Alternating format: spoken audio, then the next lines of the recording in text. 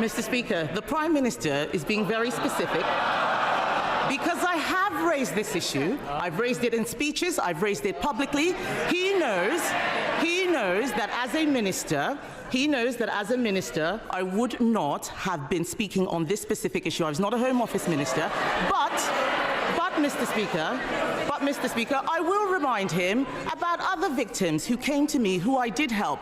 The victims of the Tavistock scandal who came to me as a minister. I didn't send them away like his safeguarding minister. I made sure, as his Labour Party were calling me transphobic, that we launched the CAS review, which even his health secretary has accepted. So we do right by victims, Mr. Speaker. The reason why a national inquiry is important is because this issue is systemic.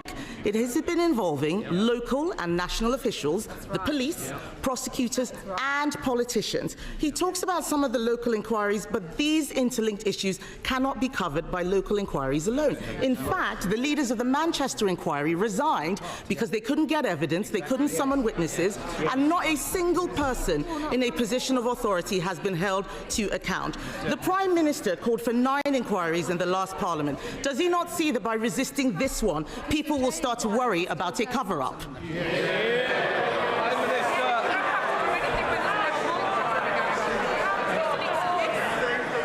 Mr. Speaker, this is an important issue, and we have to focus on the victims and survivors, and it isn't helpful. This sort of lies and misinformation and slinging of mud doesn't help them one bit. Doesn't help one bit. Mr. Speaker, she raised a question of a victim with me, quite right to, and I accept that victims and survivors are in different places on this. Those that I've spoken to are worried about the delay of a further inquiry. The last inquiry took 7 years. That would take us to 2031. Now, these inquiries, amongst the issues that's been raised with me, and she's been speaking to victims, they'll have raised this with her, is that it's very hard for victims and survivors to come forward to explain what's happened to them. They do not want to be rushed through this process, which is why the last one took 7 years. It's not sensible to suggest that this can be done in a hurry, on the cheap, and comprehensively. Therefore, Mr. Speaker, that would take us to, let's say, 2030, 2031.